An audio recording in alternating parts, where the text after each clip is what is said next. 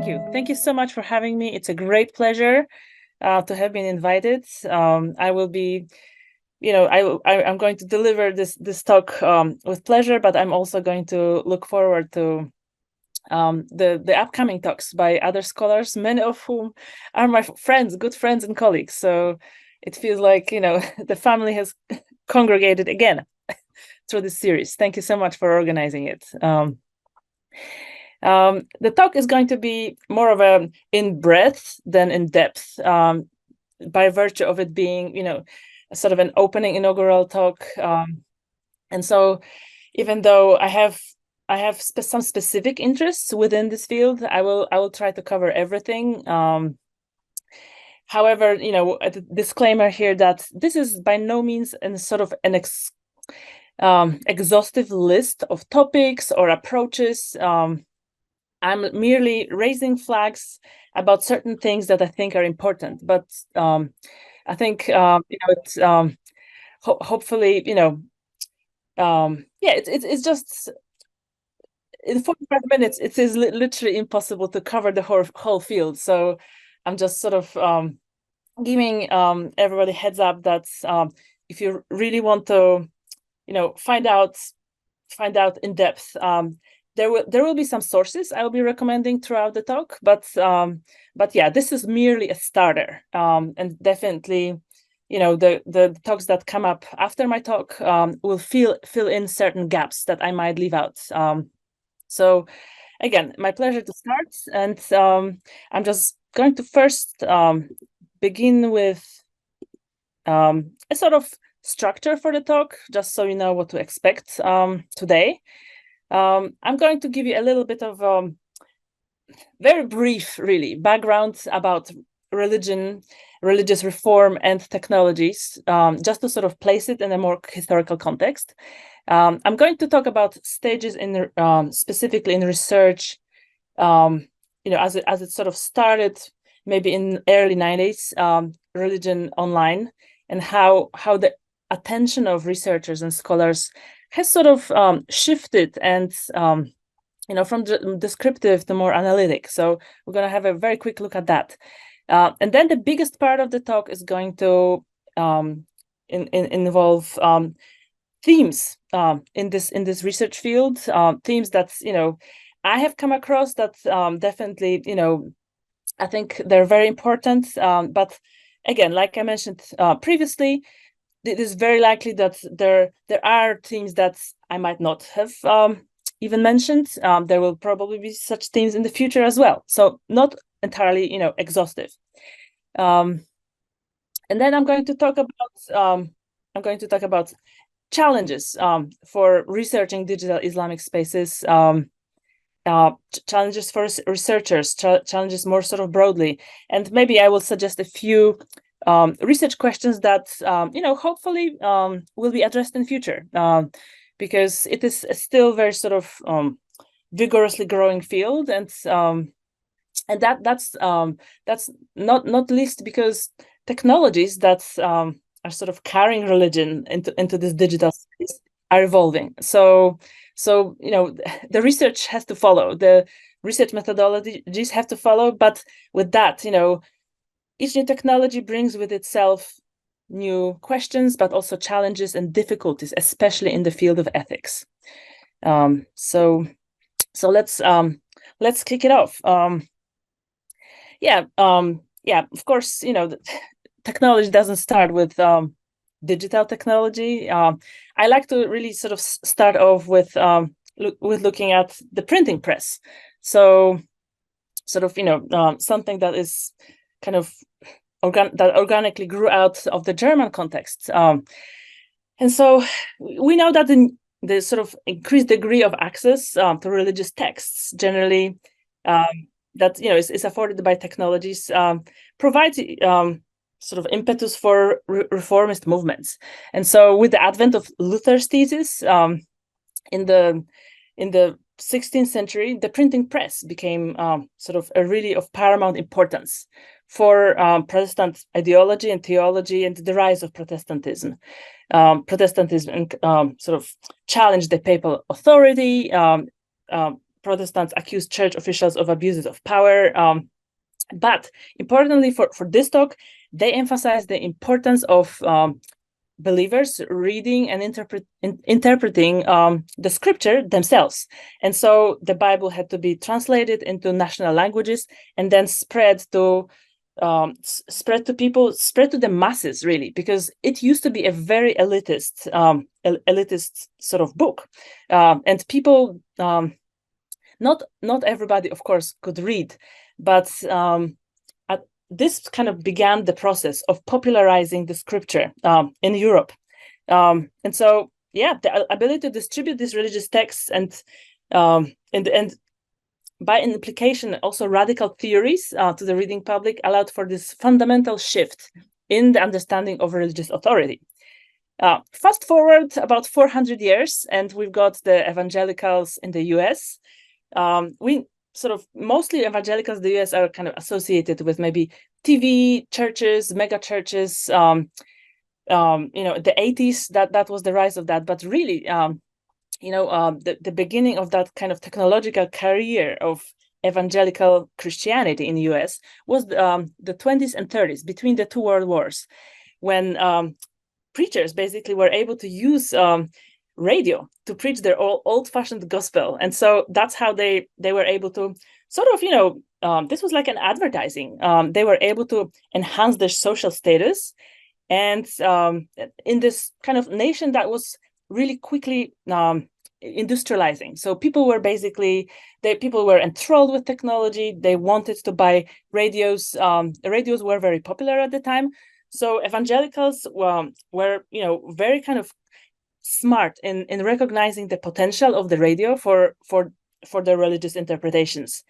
And so they were also among the earliest radio station owners.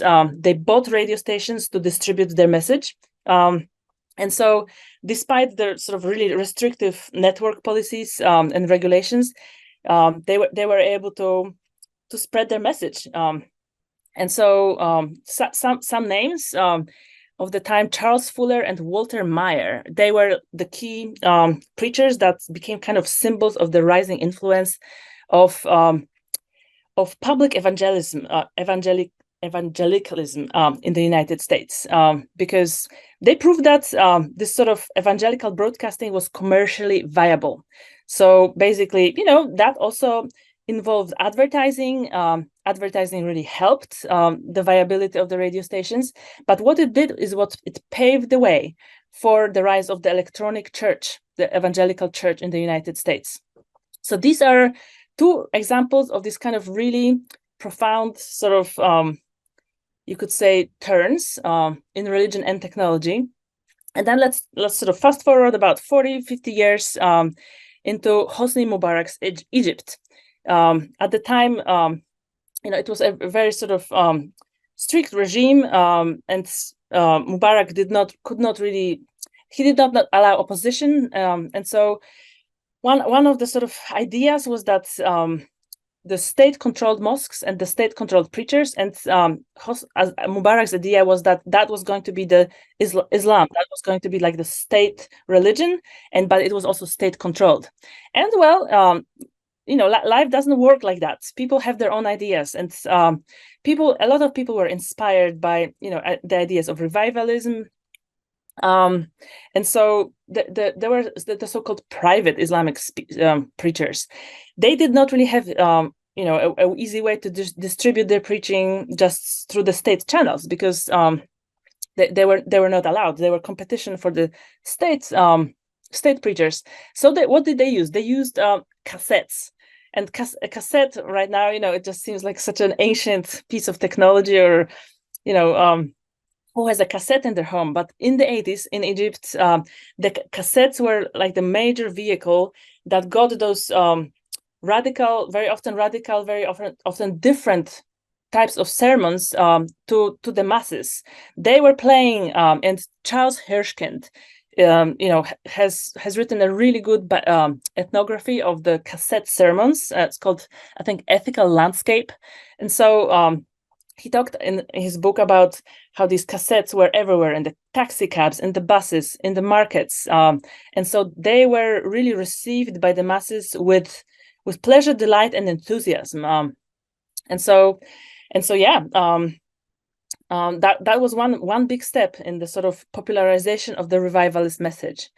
And again, fast forwarding to today, with better access to education across the Arab and Muslim world more widely, and especially the transfer of the Quran and the Hadith online, this gives the masses, and I mean it in a very positive way. People who otherwise would be kind of shut out from access to reading and interpretation. Now these masses have spaces for discussion online, and interpretation of the sources, and that's what they do. In all these cases that I mentioned here, authority has shifted, or the religious authority shifted from very sort of elitist and closed authority. It was kind of spread out to people who previously had no chance to even sort of dream about taking that sort of lead role in understanding the word of God in the scriptures. So yeah, now let us sort of look at historical stages of research in the specifically field of religion online to understand better where we are at now. However, again, another disclaimer: these conceptual stages that I'm listing here are not necessarily clearly cut, so they overlap. They're sort of cycles, and also they begin and end at different times given places and other contexts. So in one place they might start at a particular time, and then in a different context maybe later.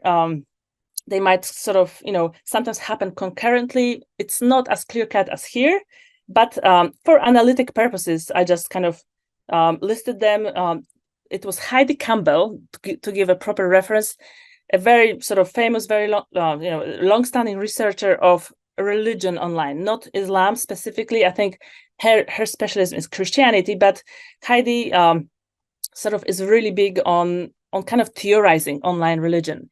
And so she talked about 4 stages, and I think it really kind of makes sense. The first stage, the descriptive stage, focused more like on documenting how different groups, online groups, were described, how they describe themselves as religious communities. So that research looked at specifically identities, communities, practices, and values. So who were these people? How did they see themselves? And then it's always kind of relational to community. Who were they? Were they members of the community? Did they feel outside of the communities? And religious online communities, when they sort of initially emerged, they brought people together, and people generally saw this activity as sort of an extension of the so-called offline activity. So they might go to church or they might go to worship at the mosque, but they would do this sort of as well. And it's kind of strange how at this particular stage, early on, researchers kind of, I don't know, it seems like they were not so keen to recognize that these two things are complementing each other. A lot of research was sort of presented as, this is an online religious group, but it only exists online. There's nothing that kind of corresponds to it in the offline context. So that is kind of strange how they were sort of maybe a little falsely presented as exclusively online. What else? Those studies were mostly ethnographies, case studies, all largely descriptive, and it was really useful to basically get a feel for what was going on. One big debate that I was sharing, what I was dividing the sort of research community at the time, was the view on are online communities, religious communities, a good thing? Is religion online a good thing? And the division was pretty sort of clear. Some people were very openly sort of utopian, in that they said, this is going to be a channel for a new type of spirituality. This is going to bring all these new voices, all those sort of marginalized voices, to the global arena, and everything will be reformed. On the other side, there were the dystopians. The dystopians were very suspicious of online religion. they said this is not authentic, this is not real, and in a few years, religion online will basically quietly die. And so as we know from a perspective of 20 years, 25 years, neither of these positions really sort of checked out.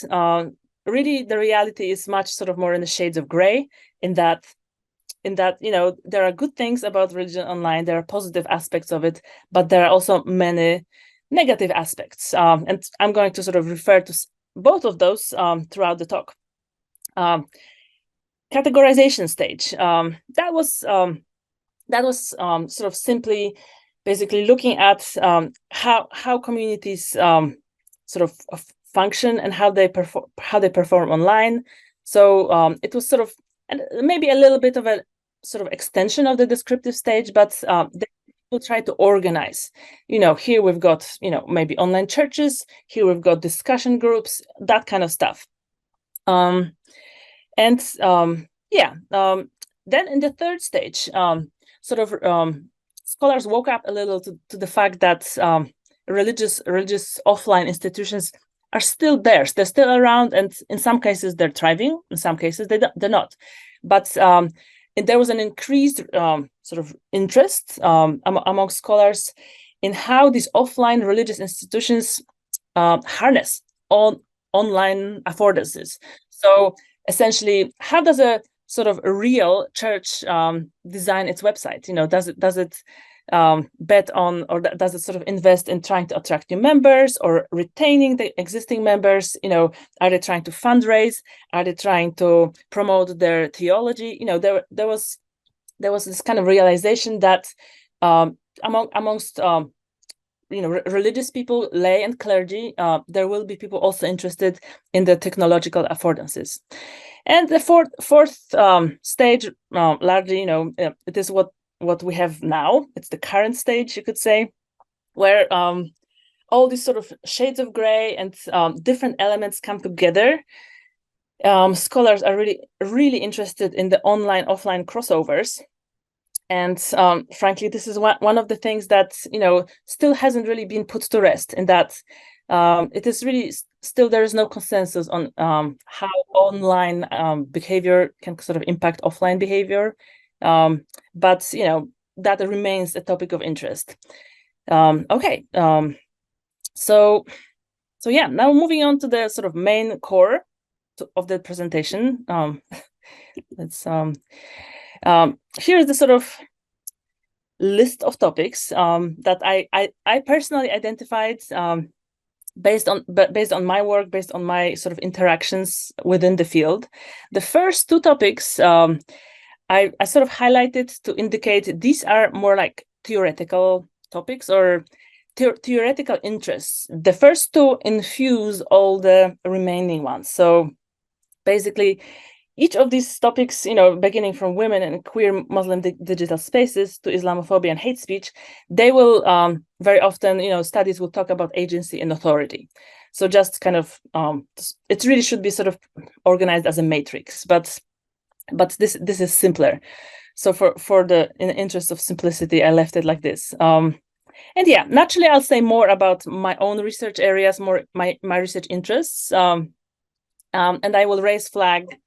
This is important in some other places, but yeah, this due to this being a short talk, 45 minutes, it is going to be sort of a little uneven in that sense, but that's, I think, at the end of the day, true for every scholar, that they will see things that they're familiar with more often than things that they're not really sort of working with, concepts and ideas.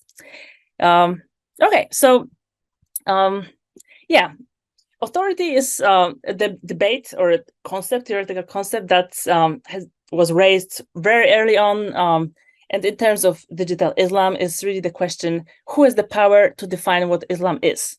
Is it the classically trained scholar, or is it is it a lay believer who is really engaged in a religious life?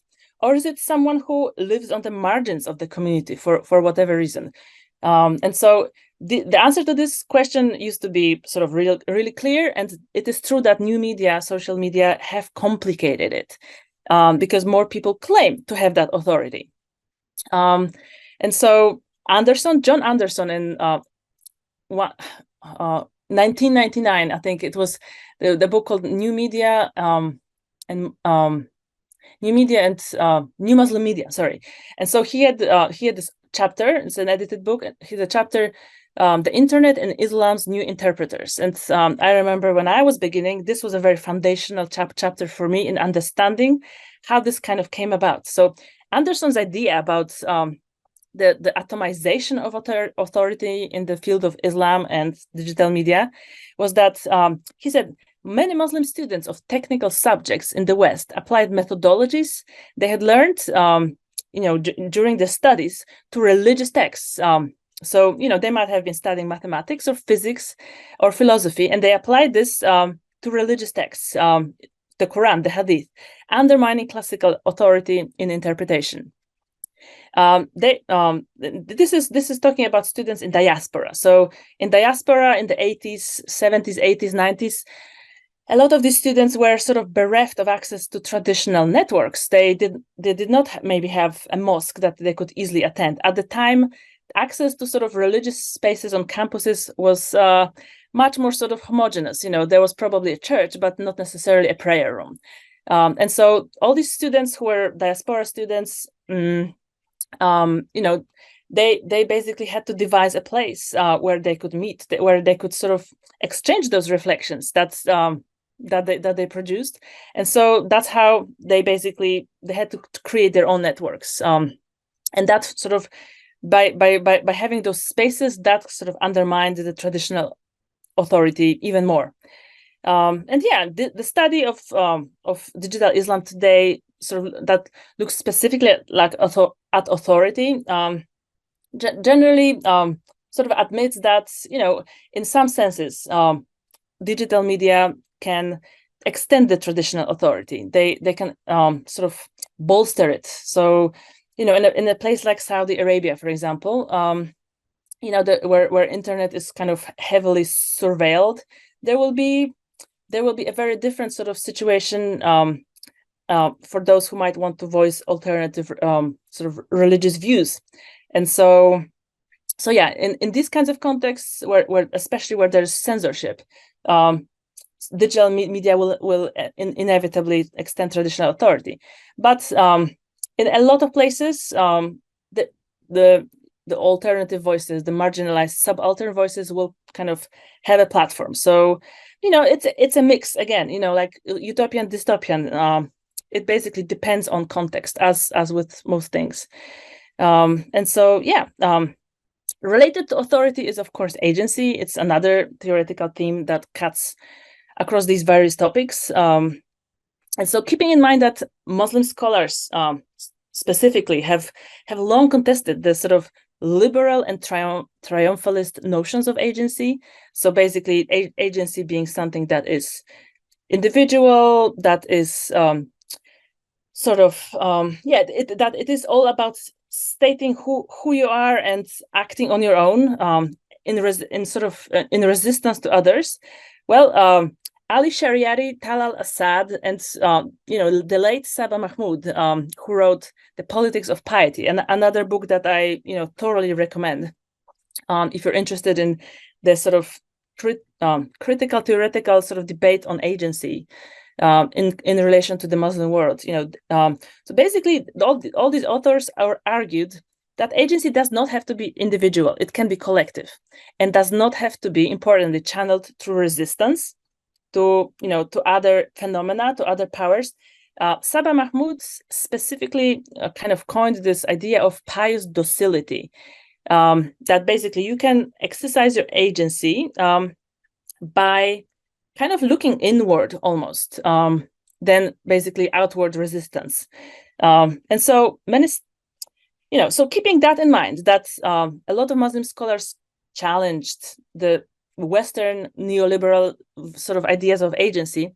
It is true that many studies of digital Islamic environments point to a liberatory quality of digital spaces, where so many different subaltern individuals, subaltern being sort of marginalized, they can challenge dominant discourses about them. Those discourses can come from different quarters. And so that's one place where, given the right context, it is possible that they can, voice their own narratives, their own discourses, talk about their own, how they understand themselves. So this could be alternative interpretations of the scriptures, of the Islamic scriptures. So they could be done collectively in online groups, or providing alternative discourses of self-representation. So, everybody, and we know about the sort of really sort of prejudiced and negative representations of Islam and Muslims. And so these spaces are important for individuals who want to say, this is not true. This is not about me. And so two of my articles, I'm going to plug some of my work as well.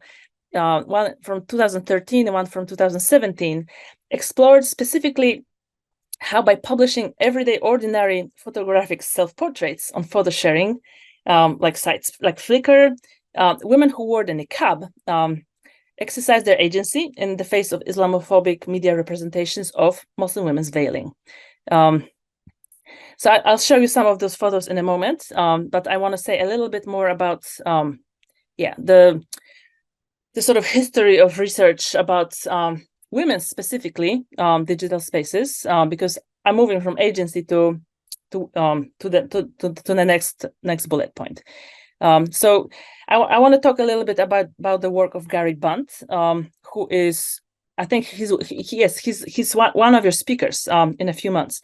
So Gary Bunt is really one of the biggest names, and for a long time he has been keeping archives and archiving and documenting the sort of what he calls cyber Islamic environments.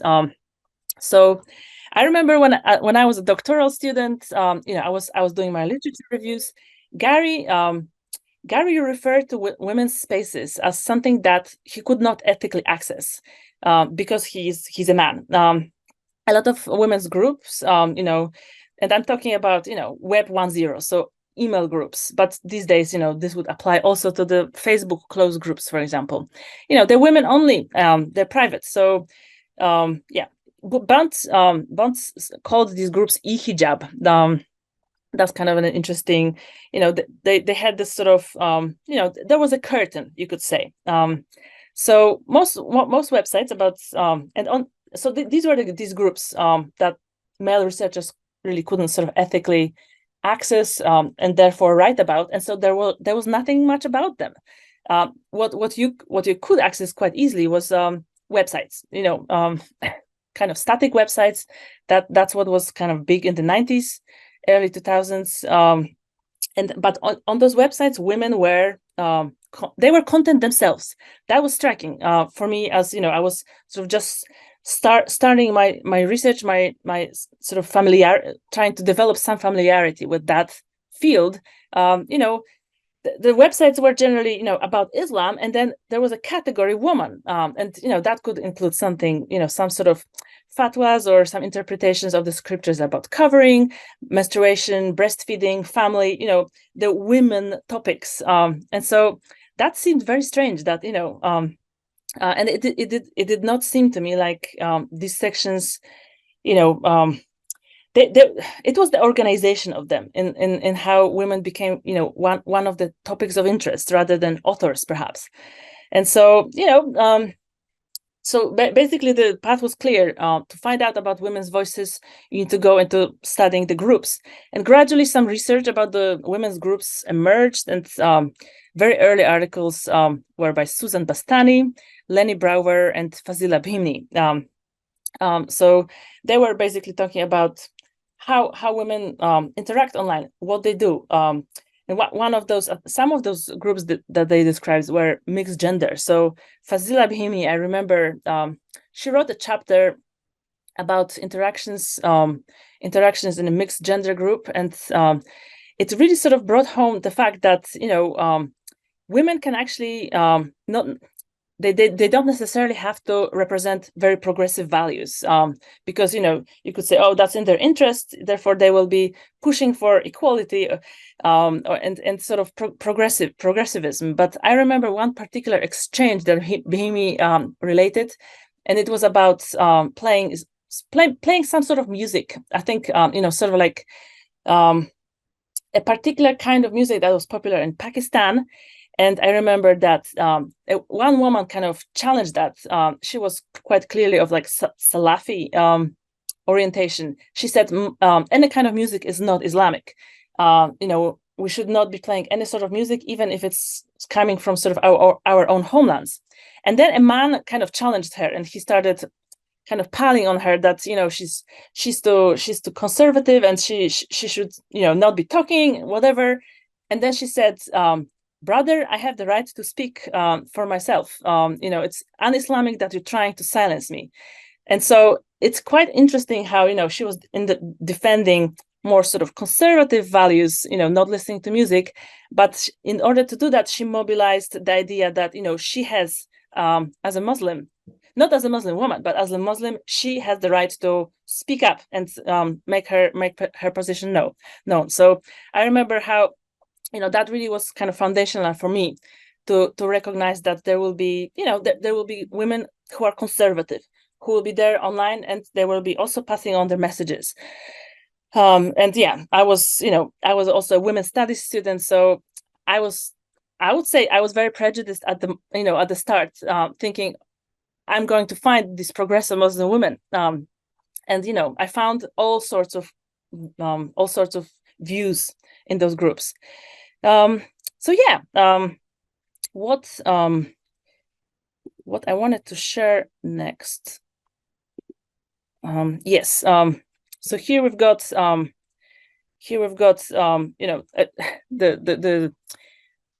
two covers of my books, but specifically I wanted to share with you the three pictures. They're kind of not fully represented because the design function kind of shrunk them a little bit. But you see you can see three women. Oh, it's the same woman. Three pictures of a woman who's fully covered, but she is in an unusual space. She is inside her own house, and so these three photos are from a public stream, photo stream on Flickr. I have a permission from the author to use them in presentations. We had an exchange about that, and so she is it's a really interesting picture, because generally photographic representations of the niqab are from the outside. Most photographers will only be able to capture a Muslim woman wearing the niqab in the street or in the public space. Here she is in a private space, and of course the paradox here is that even though she's in a private space of her home, she's covered, and she's in fact showing off her stylizations, her sort of fashion to her followers, because she is she promotes modesty, she promotes modest clothing, and so we see her covered inside her own house, which unless she were taking pictures, that would never happen. So we can sort of say from an academic perspective, she is definitely doing something, exercising her agency, but also she's performing modesty in that this is she's doing something with a particular sort of rationale, which is promotion of this kind of work of clothes, sort of religious garb. A few words about and so in my book Muslim Women Online, I basically talk about how women were coming together from very different perspectives, progressive, conservative, but also women who try to sort of combine, who try to be sort of in the middle. They acted as sort of negotiators, and they talked about interpretations of the Quran and how those interpretations can and should be applied in the real offline lives. And so sometimes there was consensus, sometimes there was conflict, but yeah, this is sort of I would say, one of the early studies of Muslim women's voices online, because looking at the website, you could never be sure who actually produced the website, and it just did not sort of seem right to sort of try to identify women's voices on the websites. Wearing the Niqab is a much later book, but even though here I was much more interested in sort of religious interpretations about why these women choose to wear the Niqab. Of course, the digital media had to be addressed, because the situation was such that in the mainstream media, everything that was written about women who wear the Niqab was written by other people, men, non-Muslims, not the women themselves. And so, that was my kind of like, that was my impulse to go and find these women's voices. And again, where would I find them? For this study, I interviewed 40 women, but also I was interested how they converse online, and how they, how they resist, perhaps how they complement, how they basically respond to those dominant representations, and how they interpret the political events that prompted those representations. So they had some really interesting thoughts, really critical thoughts about what is happening and what could be done better. So this sort of rounds up the topic of women. One thing to add is that the queer spaces are not very well talked about. So that definitely is a sort of obvious research gap. Queer digital Muslim spaces. That's what I sort of identified. Okay, moving on to diasporas. So the diasporas, always enthusiastic embracers of new technologies. Why? Because a new technology will sort of symbolically shorten the geographical distance between people, and it will also bypass editorial guidelines. So, there are no gatekeepers. For people who want to communicate, who want to pass on information between the so-called homeland and so-called destination land, it is much more free and possible to sort of talk without those gatekeepers and fences. So yeah, digital media affordances enable, sustain, and multiply diasporic encounters through social media platforms, digital devices, and infrastructures. What does it mean? It means that basically people can mix fairly freely, with keeping in mind that, of course, we still have a digital gap that is, generational and also income-based. So essentially, what I should be saying is that there are still poor people living in the world who do not have access to the internet. I think in Egypt in 2012, right after the Arab Spring, it was two-thirds of the Egyptian society that still did not have access to the internet. I'm sure it's that proportion has changed now, but two-thirds, it's quite a big proportion at such a sort of sensitive moment as the Arab Spring was. So yeah, the emerging digital diasporas, so people who use various types of social networks, they do not oppose or replace traditional diasporas. So again, this kind of potential sort of division between online, digital, and offline, traditional, actually these two complement each other quite well. And one book that I wanted to recommend is it's titled "The Use of New Media by the Palestinian Diaspora in the United Kingdom," written by Amira Halperin. Basically, this book sort of presents the diaspora not as a sort of ethnobubble. It's not a closed community, but it's more like a contested. It's not an ethnobubble or a contested political identification. It's more like a place of belonging. Place where people find home and comfort, and a way of placemaking, following the path displacement, because diaspora, is people who are dispersed, and they share what they share is that sort of event that they were displaced from their homeland. Okay, so diasporas also produce subcultures, and another sort of piece of research that I want to recommend is called Muslim punks online, a diasporic Pakistani music subculture on the internet. And so, people, by using particular music websites, discussion forums, social networking sites, basically, they facilitate the creation of progressive South Asian virtual spaces. And so, this particular study talks about Takwacore, which is a name for a transnational Muslim punk rock music scene. And so it illustrates how people in Pakistan and diasporic Pakistanis work together on producing that music. So that's there are different aspects to that. I wanted to mention the subculture to give a little bit of flavor and richness to sort of to the mention of diaspora. Okay. The next thing I want to talk about is the conversions to Islam and the internet. Can I just ask where I am with the time? Actually, you have already almost exhausted the 45 minutes, but it's fine. So it's okay. It's okay, Okay. I think that we still will have enough time for the discussion. So if you could wrap it up in the next 10 minutes, it would be great. Sure. Okay. I'm going to share the presentation, but I'm probably going to have to jump to the last point probably in a moment.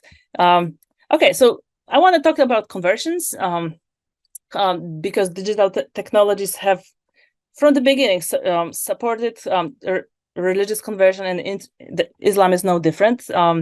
So reflecting the statistics that between 2/3 and 3/4 of converts to Islam today are women, a lot of ethnographic research about conversion and digital spaces is focused on women.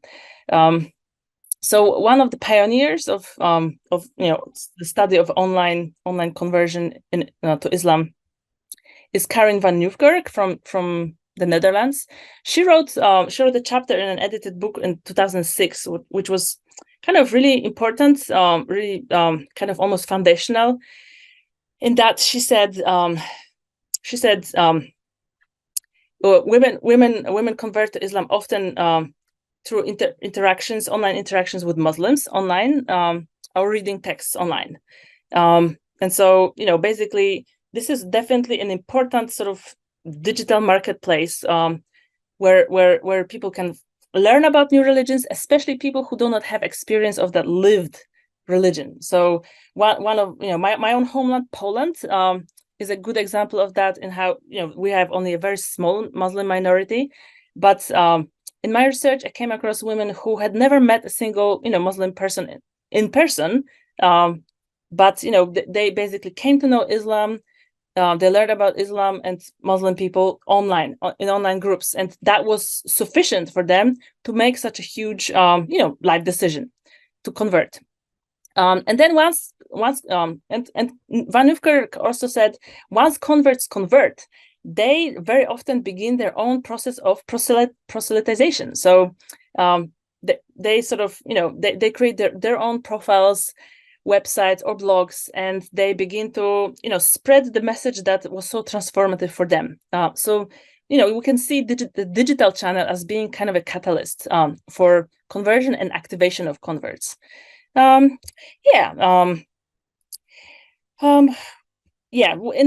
my own work about conversion, I also found that as converts sort of mature, so not in the first few years, but several years onwards, they represent a much more sort of moderate view than they used to when they just converted. It's not a result of longitudinal research, but it's based on their own narrations.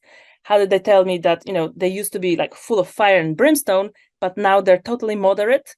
And so they're also much more critical of different discourses, Islamic discourses that they encounter online. Specifically, like a huge proportion of them, those mature converts, told me that they dislike online groups for converts because there's such tension in there and a lot of kind of aggression, because people want to assert that their understanding of Islam that they've not had for such a long time, but they somehow have this convert zeal to to try to kind of assert that they are right and they're correct, and everybody else must follow that sort of interpretation. So my current research I'm doing with Dr. Joanna Krotofil from Jagiellonian University in Krakow. We're looking at the racial identities of converts in Poland, and even we've got two methodologies that we're using. One of them is more interviews, focus groups, but we have a definitive strand for online research. We're analyzing videos that converts upload to YouTube and TikTok, where they talk about race. Where they talk about racial kind of tensions and identities in their new communities as converts. So they might not be using those particular words that I've just used to describe, but there is racial content, there is kind of infusion of racial stuff online. So this is ongoing. Hopefully we will be publishing a book in the next 2 or 3 years about that. Quickly about digital consumers. Of course, agency and authority also is a sort of true concepts in research of Muslim digital consumerism. And specifically, I mean, by the virtue of my interest in the niqab, I've looked at the hijabistas communities. So hijabistas are those kind of Muslim female celebrities that have their own profiles and websites and blogs where they review stuff. They review fashion and makeup. They review. They might be selling clothing, and so yeah, they're basically so often successful that they're able to actually make a living of those digital ventures with the revenue from ads and their sales. And yeah, it is kind of like a separate economic landscape, because if you look at the giants of fashion like H&M or Zara, they woke up so late that Muslim women and Muslims in general are also consumers. So, it is only very recently that you will ever see an advert of a model wearing a hijab. They sort of, came to this party a bit late. While the hijabistas and online sort of vendors have been really making making a living, a good living too, and so this is not all just the thing that they do. They also spread their own messages to their audiences, who are their customers as well. But they talk about Islamic interpretations of modesty, and as in these pictures that I'm showing here, they also spread political messages, like, for example, support for Palestine and its civilians that are currently under siege in Gaza. So yeah, hijabistas use their channels in very sort of smart ways to reach their goals, which might be of different kinds. Now I'm going to have to jump through. I'm going to say a few words about Islamophobia, and then there's 1 or 2 slides, and that will be it. But I really wanted to talk about Islamophobia because I don't know, it's something that I see as a huge problem that is unacknowledged, especially in Europe and the United States. There's a lot of, in the United States, for example, there's a lot of talk about racism, and rightly there should be critique of racism. But when it comes to Muslim and Islam, a lot of people will not acknowledge that.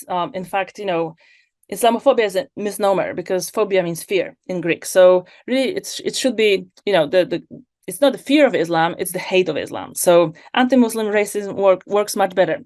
But it is somehow, I don't know, it entered the kind of convention of talking about this phenomenon. So you will have a lot of books titled using the word Islamophobia and reports. So it's kind of there.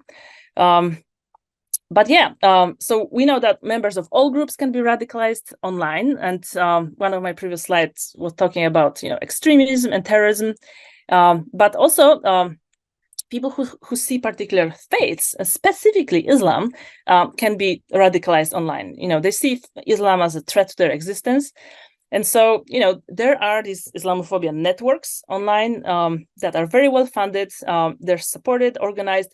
In fact, they're very similar in their action to terrorist networks. And yet, even though there's a lot of research about, online online radicalization, Islamist radicalization, especially from like the security studies field. There is very little actually about online Islamophobia. So Giulia Evolvi from Italy studied online Islamophobia, and she found that it enhances offline anti-Islam discourses, and so that presents narratives that frame Muslims as violent, backward, and unable to adapt to Western values.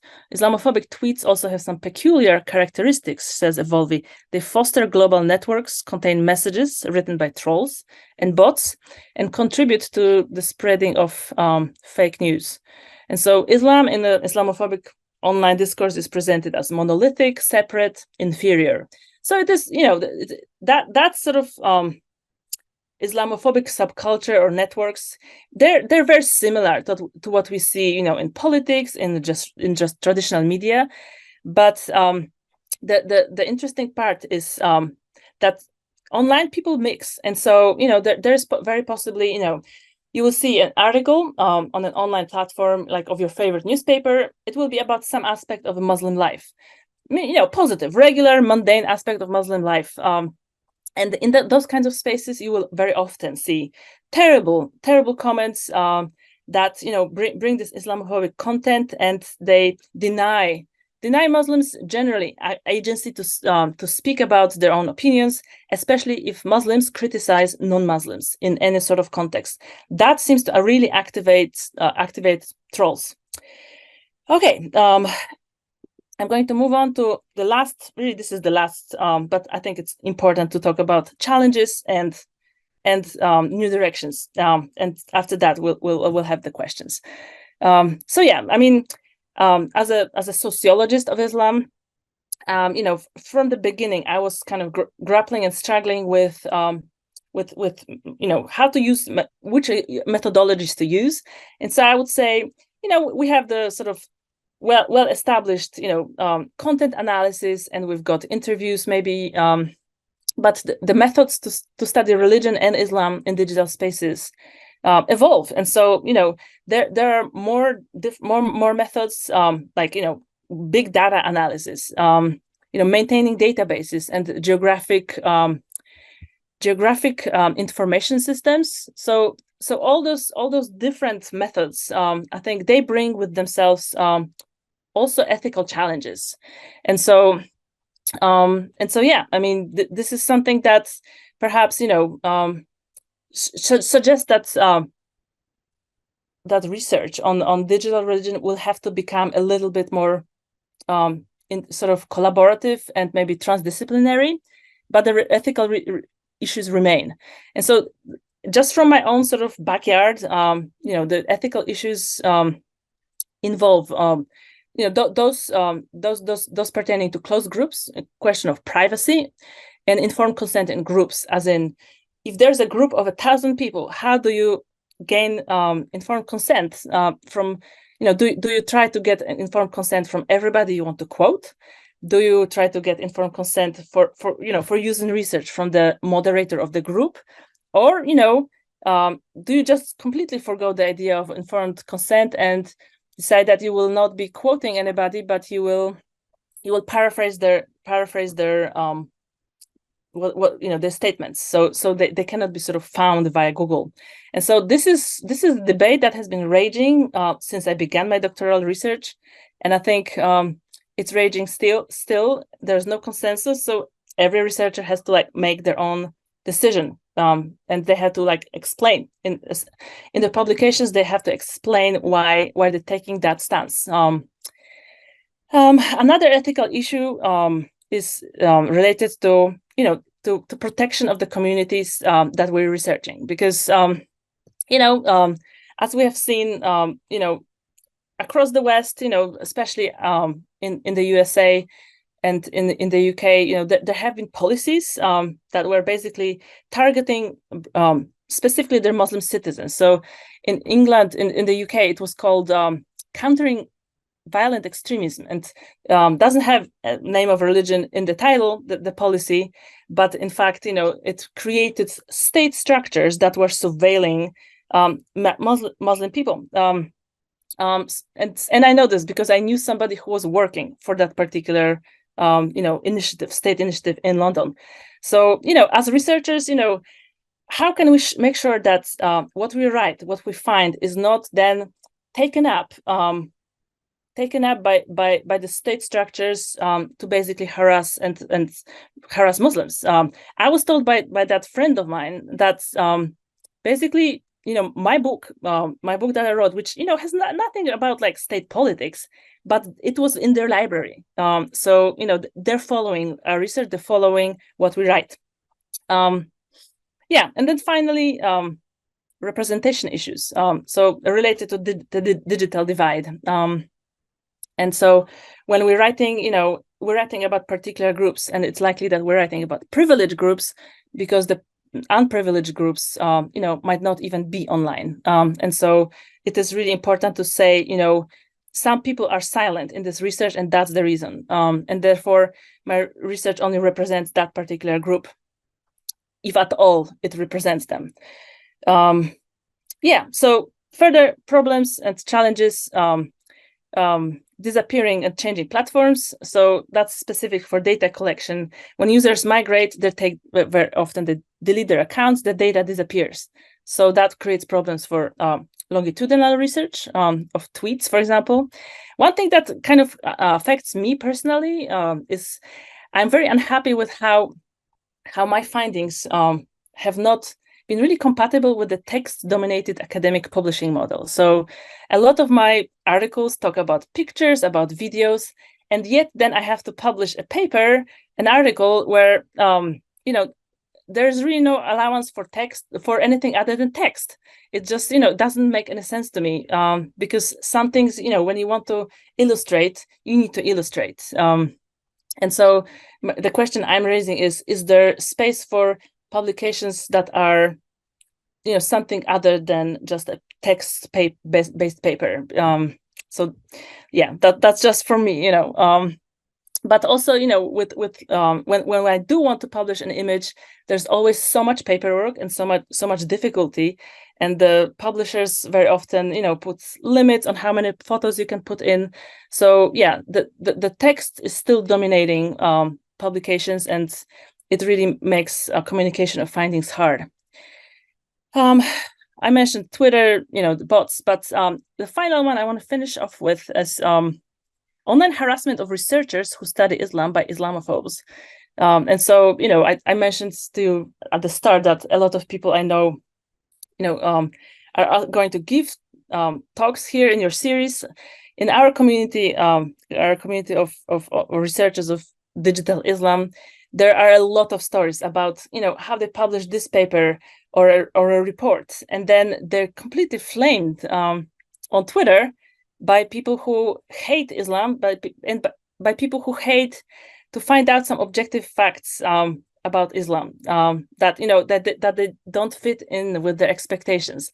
They can only accept the frame of Islam as a terrorist religion, and when the mainstream media write in negative ways, then they accept it. But whenever something like regular or positive turns up, they cannot bear it. So it is a problem. It is particularly a problem for Muslim researchers because it's not just an attack on their work, but it is very often a personal attack on them.